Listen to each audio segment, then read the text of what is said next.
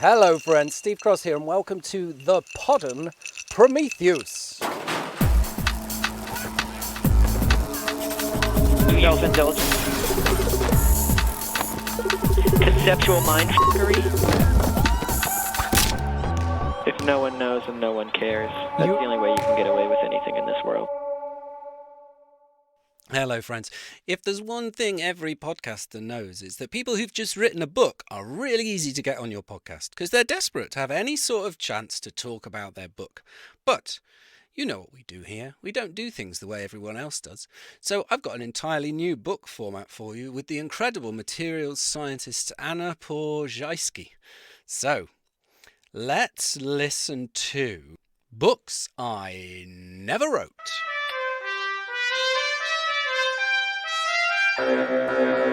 Hello everybody, welcome to Books I Never Wrote.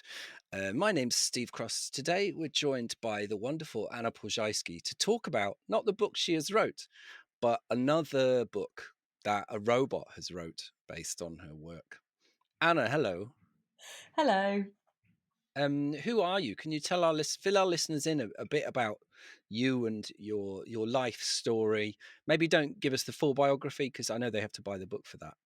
They do indeed. So I'm a non-robot science writer. I'm a human person who writes stories about science. My background is materials science, and I've spent the last 3 years writing a book called Handmade, A Scientist's Search for Meaning Through Making. It's all telling stories about materials, telling stories about my life, telling stories about the intersections between the world of craft and the world of materials science. And it was really an exercise on what would happen if we wrote a popular science book that isn't aimed at normal popular science audiences, i.e. What? Do you dads mean for Christmas. middle-aged white guys with science degrees? Indeed. What would happen if we wrote a book? I am that demographic, and I don't read Exactly. popular science books. Well, Now, yeah, exactly. but we're not. As ever, though, we're not here to talk about your book. We're here to talk about an entirely new version of your book, written by an artificial intelligence. And what's very kind is that you've agreed to record a couple of chapters of this for our audience to listen to. So the way that we've generated these chapters is I feed the AI, and the AI I've been using is called Inferkit. If you go to inferkit.com. I feed it the first sentence and a couple of words of a chapter of Anna's book, and then it fills in what it thinks Anna should have written. To give you an idea of how good it is at generating text that sounds like it's probably about right, I just fed it the phrase, "Hi Anna, how are things?" And it continued with, "Your friend had a great idea and I agree with it. I'm going to spread the word to my friends who are parents to take a weekend at the park and do homework together with their kids." That's pretty good advice. That is good advice. It's unlikely advice for. I mean, do you know a lot about kids and homework? No, I would say no. I fed it the first words of your chapter, glass, and those words read, "My phone alarm spooks me from fitful slumber, and for a moment I can't remember where I am. Groggily." And that's the amount that I fed it. And it produced this, which you've kindly read for us in your very best audiobook voice. Chapter 1. My phone alarm spooks me from fitful slumber, and for a moment I can't remember where I am. Groggily, I rub the sleep from my eyes. All around me, the familiar sights of the station are sparkling with lights. The fog of orange gas, the red metal steps, the flickering white fluorescent lights. The station, where 2 men were killed on the night of February the 9th, 2014, I'm running to pick up a relative at Union Station. She'd flown in that morning from Seattle, and she's run from the train to the gate where I meet her. Her hair is a little wispy, but otherwise her face is shiny with sleep. Her flight had landed at 4:52 p.m, and I take her back to my apartment to meet my husband, who's on his way home. At 11:15 p.m, I finally crawl into bed. I am worn out and tense, anticipating what will be a sleepless night. But even as I lay in bed, my brain is racing with thoughts. I picture the gun. I replay the last minutes of Scott's life like a horror film, of his hands balled into fists, his eyes glassy, his jaws clenched. I can't shake the feeling that he saw me in his last moments. Last time DC police shot a mentally ill person. For weeks, I will replay Scott's death again and again. More than 2 years later, I will still find myself Googling the rules of the Mental Health Parity Act, searching for the most efficient way to file a claim with the Justice Department's Civil Rights Division. Because of my encounter, I know that it is my right to a full investigation. I hope that if I share my story, the officer will face appropriate discipline. On March the 20th, I will get a letter from the Justice Department. The response from the department says it doesn't have enough information to make a determination on whether it will investigate. A week later, the head of the DC Police Union will tell a reporter that the DC Police acted appropriately and that Scott did have his hand on his gun, and that is where the dispute was. The police narrative, which was not questioned by the police department's Internal Affairs Division, was only questioned by the DC medical examiner, who ruled the shooting justified. That day, I will get a call from the Justice Department asking to talk. After I leave, I will settle into my bed, ready to answer any questions. But the person on the line won't be from the Civil Rights Division. It will be the FBI. "Hi," I will say. "I am not connected to the government." I will explain that I live in the district and the police department is the government. I will admit that I'm nervous. I will say I understand it's hard for the FBI to investigate a police shooting, even when the victim is not involved in a crime. But I will also say that I believe my interaction with Scott Williams was unjustified. I will say that he was armed and may have been acting in a threatening manner. I will say that he should have been in a hospital receiving psychiatric treatment. I will say that the police may have made an administrative error. They did not have Scott arrested, but they did have him committed to a hospital, and for that reason, they were allowed to kill him. On May the 1st, 2014, the medical examiner's report will come back. According to the report, Scott was not intoxicated or under the influence of drugs or alcohol the night of February the 9th. There was no alcohol in his blood, no cocaine, no meth. The autopsy states that there was a small amount of heroin in his system, but the report also indicates that Scott had been given a prescription drug for insomnia 3 days before he was shot. The medical examiner ruled the death a suicide, which was not at all surprising. That is the line the police department has been pushing for the past 2 years. But the autopsy says Scott committed suicide by self-inflicted gunshot wound to the head with a 9mm handgun. This is a clarification that I thought the government would have already taken, a reminder that the first time I got a letter from the Justice Department, they didn't do anything. I sat with Scott in a park in the suburbs of Washington. He had been released from a psychiatric hospital after a series of suicide attempts. When we met, I wasn't sure what to expect.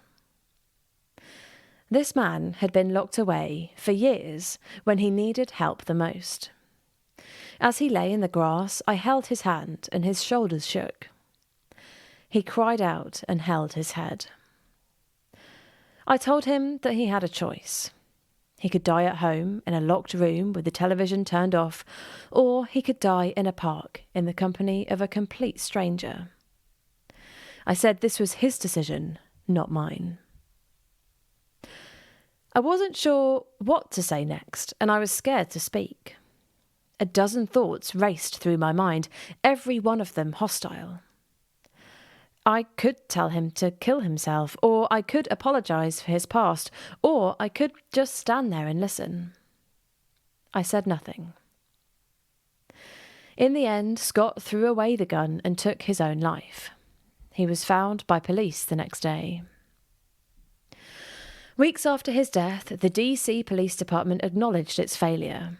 It reopened the case and examined the use of force in the past 5 years. It sent a representative to Maryland to talk to the other officers who were there that night. The story was everywhere, national news outlets, local blogs, newspapers in Washington. I wrote a piece about it for NBC. The months passed and the investigation dragged on. When the Internal Affairs report came back, it contained a list of systematic failures. But it still concluded that the police department's use of force was justified. I wasn't surprised. When Scott's story was still front-page news, the police chief and mayor claimed there had been an error. Now, it was clear that they knew. So, Anna, now that we've heard how a robot writes as you, and possibly now we've heard your next book, what do you think? Do you think the robot caught your voice? I quite enjoyed the descriptive words. Her hair is a little wispy. You know, that definitely does capture some of what I'm about as a writer. But I have to say, the content was not quite there for me. I do wonder That what was it's trained on. definitely. I would think this AI has been made by an American. There was a lot of America-centric language. That being said, my book failed to sell in America. So if this AI would like to rewrite my book Mm. for the American audience, I would be jolly grateful. And I think during the next reading, we're definitely going to pick up on the American nature of this AI, because it has apparently it has a very large prejudice shared by a large number of the American people that we're going to find out about. Now, I should tell you that one of the hardest bits about doing this is that it generates text in 1,000 character chunks. So you have to keep deciding how many to do, which means it's got no idea about endings. So, Right. like, I could have generated another 5,000 words of this just Mm. going round and round and round again. The Justice Department and the Police Department all arguing, and Scott's death becoming and not becoming an accident over and over and over again. That was a bit of a twist, wasn't it? But I thought the sort of cliffhanger ending was pretty good, actually. Oh, that was me. I cut a few words off the end. Oh. Because what it then has is and then because it's used up the 1,000 characters. So with Right. both of these, I did cut the hanging words off the end, because if it didn't complete a whole sentence, I thought it's going to sound very unprofesh on your recording. A real And cliffhanger. that was really important to me. One of the things that I think I have to do after we record this is go and Google and see whether any of this is real. You know, what did it just feed its, create enough words that triggered a specific article that it's learned, and then just Mm. regurgitate that article. I mean, that would be very disappointing if all it does is randomly find a chunk of existing text and slap it after your sentence. Yeah.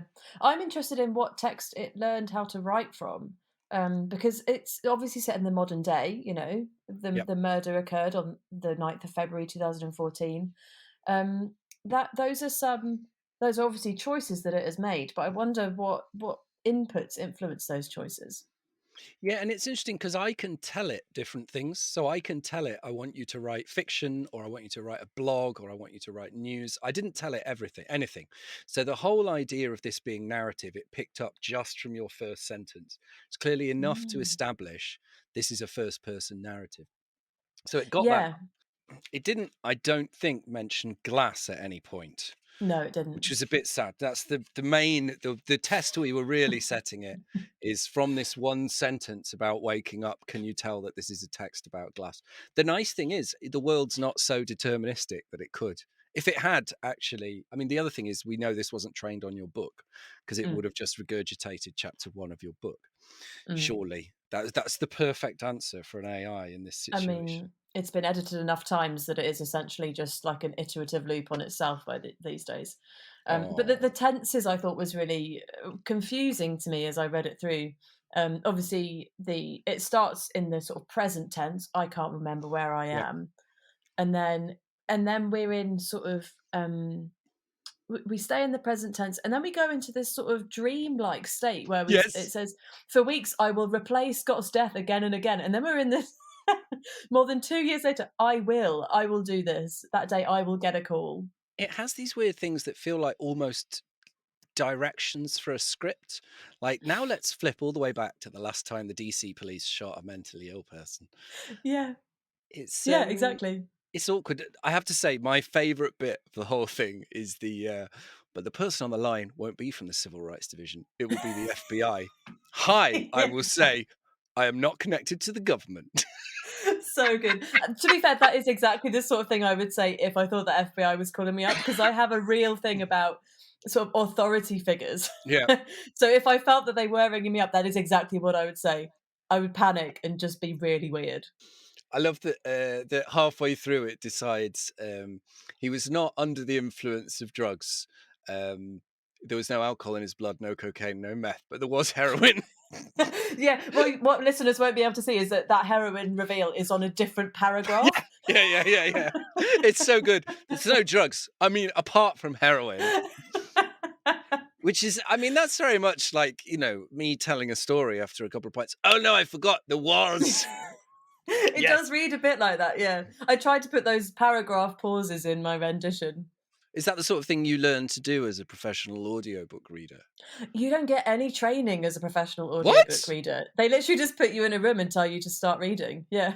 Oh dear. Do you have to redo it with notes like when you write? Yeah, so you're reading it in a tiny room on your own, and then there's a producer in your ears. So as you're reading, occasionally they'll interrupt you and say, "Oh, can you just say that bit again?" Or, "Oh, you said that word wrong." And then they Oh make you God. redo that. I thought the most boring job in the world would be reading audiobooks, but it's not. It's sitting listening to somebody reading audiobooks and pointing out when it's going wrong. So it's an incredible operation. So there's me in the room reading the book, and then there's the producer behind that reading along and correcting.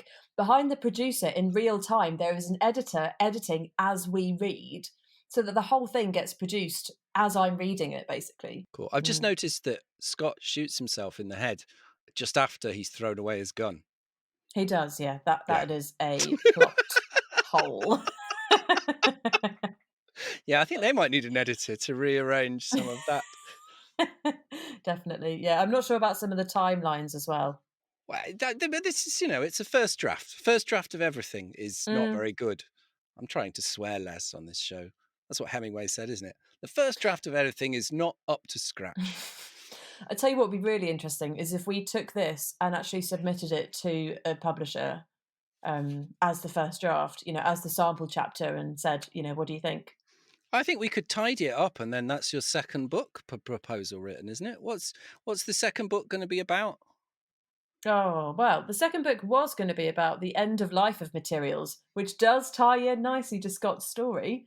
But I started writing the proposal and then I got extremely bored of it immediately. So the second book is actually probably going to be more like fiction rather than non-fiction. What I might do then is generate a chapter of the end of materials book, slap it in the show notes for the listeners. Let's do it. So I also fed Inferkit the beginning of chapter 3. And this is where Inferkit really, I think, it lost its way in a big way. I fed it the words. It was the summer of 2011, and I was being driven through the Nevada desert by a 50-year-old French lorry driver called Lupo. The air temperature was. That was where I left it, right? And I walked away, and I said, Inferkit, do your thing. And what it did, now, trigger warning for all French lorry drivers. If you're a French lorry driver, you might want to stop listening now. And this is what it did, read by Anna in your very best audiobook voice. Chapter 3. It was the summer of 2011, and I was being driven through the Nevada desert by a 50-year-old French lorry driver called Lupo. The air temperature was hovering just above 0. I felt faintly queasy from the onset of hypothermia and felt sure I would soon lose consciousness. In typical fashion, Lupo became increasingly dismissive of my distress and over-dramatic in his attempts to heat the cab. It was already evening and, without warning, he would switch off the aircon and light a small fire in a large metal box under the rear seats. As my body went into a vicious, near-hypothermic shock, I would reach up frantically to pull on the hem of his neck warmer as he puffed through the plumes of smoke. Then I would fall silent. Each time this happened, he would angrily interrupt me to say that I wasn't ill and that it wasn't a problem. As long as you're getting home, that's all that matters, he would say. Finally, he picked up his phone and dialed one of his French mates. "You have to get rid of her," he said. "She's sick." Of course, he didn't know that I wasn't actually sick. But, like many a French lorry driver before him, he was effectively convinced that because I had a doctor's note to prove I was safe to drive, that there must be something wrong with me, not his heating system. Lupo knew what he was doing, though. His mates are used to him pulling the same stunt with them in France. It is the peculiar philosophy of French truckers that it is an occasional occupational hazard to drive in snow and ice.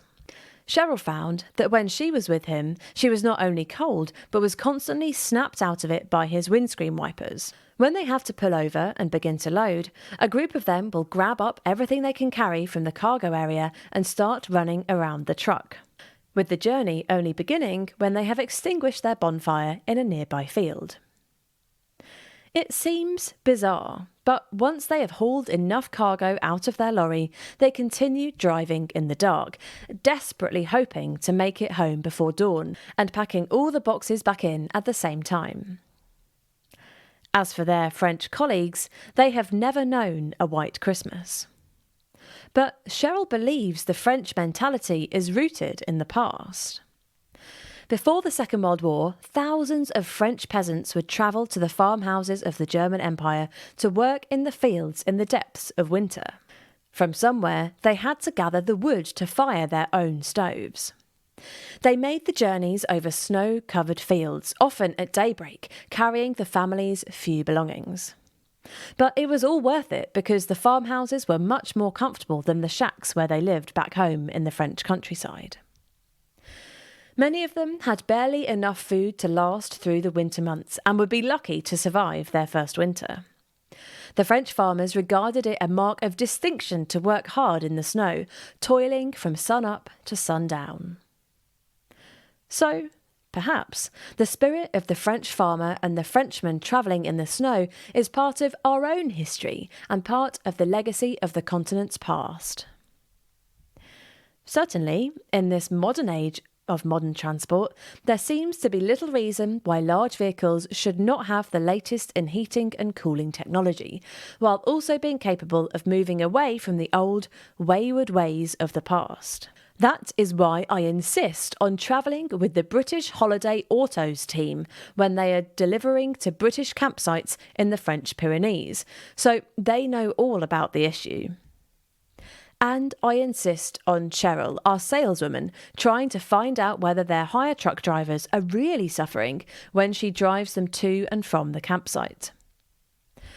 So, on a frosty December night, when she returned us from the campsite with a report, I listened with interest to what she had to say.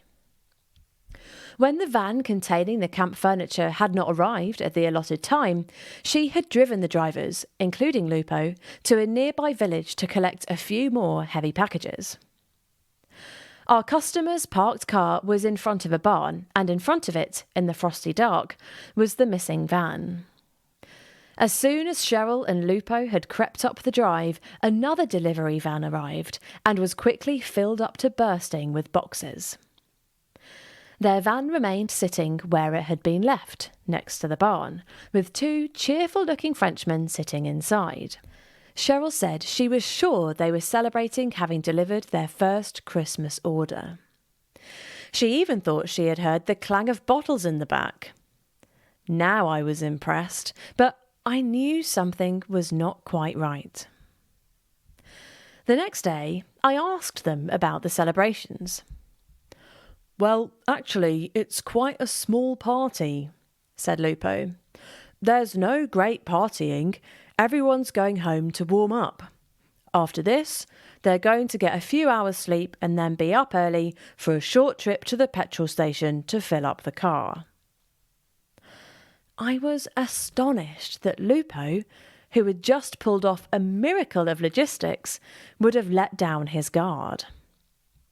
And so it was that my misgivings about French truckers, and I know there are some great truckers out there, proved correct. For when the French holiday system comes to For when the French holiday season comes to an end, it's like a machine that has been switched off. As usual, they spend every waking moment travelling. They simply cannot stop. Once home, they would quickly get out their lawnmower and complete any minor gardening jobs before getting stuck into the weekend's long-haul driving. And I wonder if there are ever any days off during the holidays. It's a terrible situation and one that's got to be addressed. When it comes to truckers, though, I'm afraid we're powerless. Anna, so you just had to actually have those words come out of your mouth. I did. How did it feel? Well, I made the decision not to go with the accent. Listeners Good. will have noticed, first of all. I thought these French lorry drivers are having a bad enough time as it is. They do not need me attempting an accent. As long as you're getting home, that's all that matters, he would say. Does Lupo speak in the original book? No, it's not a speaking part. He does Mhm. snore, but no speaking. So when they make the film, it'll be a job for an extra rather than we won't be casting for a 50-year-old French lorry driver. Okay. No. One of my favourite things is, as well as the obvious just diatribe against French lorry drivers, was the fact that Inferkit, I fed it the fact that it's the middle of summer, you're in Nevada, Yeah. and the temperature's hovering just above zero. Yeah, that could not have been further from the truth. I'm pretty sure at night time it's about 30 degrees Celsius in that desert. So, But I think once it had committed to that, I think it did all right. It did once it's committed to hating French lorry drivers and it being cold. I thought it did pretty well. absolutely, yeah. Yeah, no, I agree. I enjoyed a lot of the details, like the hem of Lupo's neck warmer. Yes. Was particularly nice. Really painted a lovely picture of who Lupo is and how prepared he is for these types of adventures. Also, you can almost hear the grumpy man that probably is really Inferkit instead of an AI. What do the French wear? Neck warmers, right? The hem of his neck warmer. Oh, I hate the French and lorry drivers. Yeah, interestingly, it starts with lorry driver, which I think is quite a Britishism, and it changes to truckers later on. Yeah, that's presumably that's the development of the character of the narrator. As they spend longer in Nevada, they become more Yeah. American. The I whole particularly one of the things I enjoyed about this was the emergence of Cheryl, who's yes. is just not explained at all until right at the end. We don't find out who Cheryl is or what her role is when she's introduced, and then right on the end they tell us that what do they tell us? That she's some sort of She's a saleswoman. a saleswoman, yeah. Yeah, it didn't. You can tell it's an angry man writing it because it didn't use the gender neutral salesperson or another way. And I insist on Cheryl, who worked in sales, trying to. It didn't do any of that. It went in with salesman. Indeed. Some lovely phrases though. Lupo, who had just pulled off a miracle of logistics. I'm like, Loved oh, that. I wish I'd written the phrase "miracle of logistics." It's beautiful. It's beautiful. Yeah, I think the AI it got drunk towards the end, didn't it, with the lawnmower thing? Yeah, I mean, it's weird that it would think, I hate these lazy French truckers. But I'll tell you what they're good at is minor chores around the garden. Yeah. This is one where I did cut a few words off at the end. So I thought the last sentence when it comes to truckers, though, I'm afraid we are powerless. Like So I had good. to cut the 8 words that came after. Just yeah. I mean, you couldn't have written a more perfect ending. So how did it feel to have to see your own work destroyed and injected with xenophobia in such a strong way? Yeah, I really hope that my name doesn't get put to this, I have to say. Well, If this is chapter 1 by Anna Ploszajski, I'll be very, very upset. well, only on this podcast. I don't think this text's going to go anywhere other than this. But you did used to have a character called Anna from the future, didn't you? I feel Indeed, like yeah. this is her writing. Yeah, that is true. Yeah. So Anna from the future pops up on my podcast from time to time to fact check me and my guests. If anyone says they can't remember something, then she pops up with a bit of reverb on her voice and says, well, actually, glass was the onset of hypothermia or whatever it is.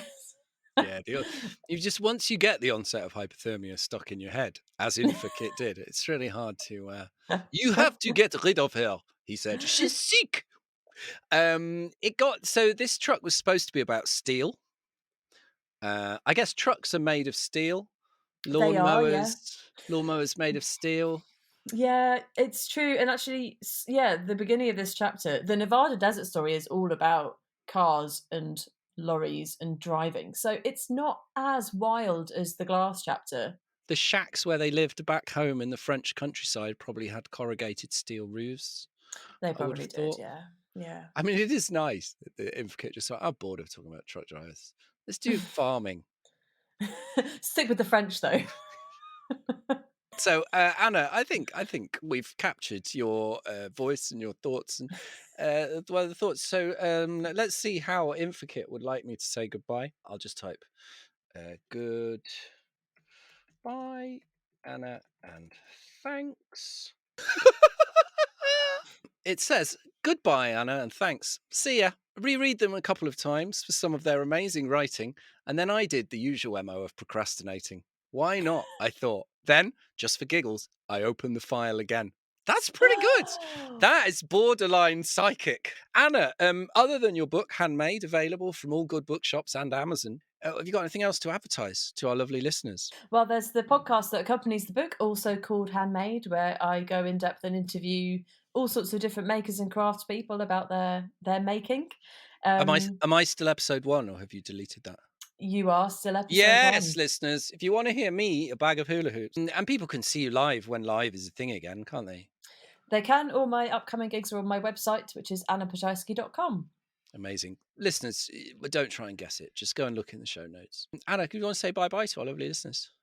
Oh, I need to do an AI to do it for me, but goodbye, lovely listeners.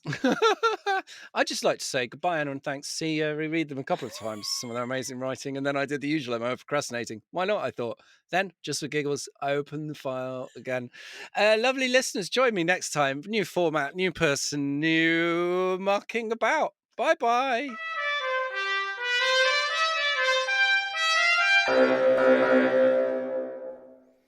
Friends, I hope you enjoyed Books I Never Wrote. Some fantastic news. I did take the subject of Anna's potential next book, The End of Life of Materials. I typed a few words into Inferkit, and Inferkit generated an entire chapter for Anna. And Anna, foolishly, has agreed to read it. So here we have potential chapter 1 for what happens to materials when you've finished with them. So this is the sample chapter from my new book proposal, all about the end of life of materials, as written by the AI. Have you ever wondered what happens to radioactive materials after they're used? Well, here's your chance to find out. Find out how radioisotopes decay and what happens to other dangerous wastes when left behind. Before you read about the museum, I must tell you that when I went inside, there was some music playing, and I thought it was good. I also noticed that while I was in the room, all the other students were reading some kind of text. After reading the text, I turned to one of the people reading the text and asked him if the music was annoying him, but he responded to me saying it was fine. He also said that the man reading the text was his boss, and he just acted like it. What I heard from this person was that he was an exorcist. On the second floor, we were introduced to some radioactive material that can be used to create some cool toys. I'll tell you more about it later on. I will also tell you that some people are interested in paranormal things, such as spirits, monsters, ghosts, etc. They took some books, and some of them were prepared for readings. Some other students were playing with the materials we were given.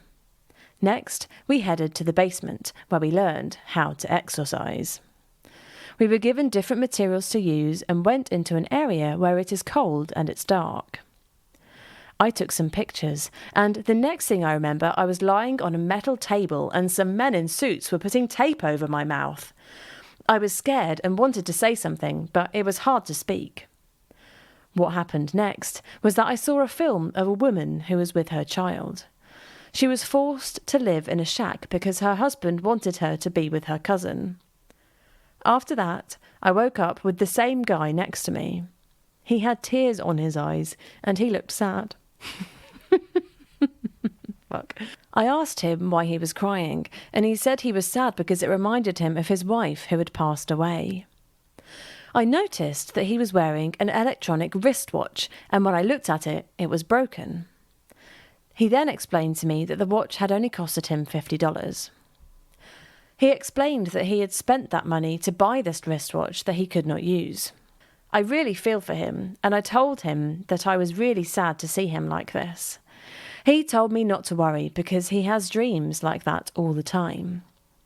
The other student in the room said to me that this guy just lost his wife a few days ago. We had been friends, but after that we lost touch. I hope this note is on time and that it reaches you on time. I have been trying to call you since Friday, but I am unable to do so. I know it's a hassle, but if you could give me your number. That was Anna's real book. I'm never giving Anna my number. Thanks for joining me on the Pod and Prometheus this week. We'll be back next week with more absolute nonsense as ever. This episode has been written and everythinged by me, Steve Cross.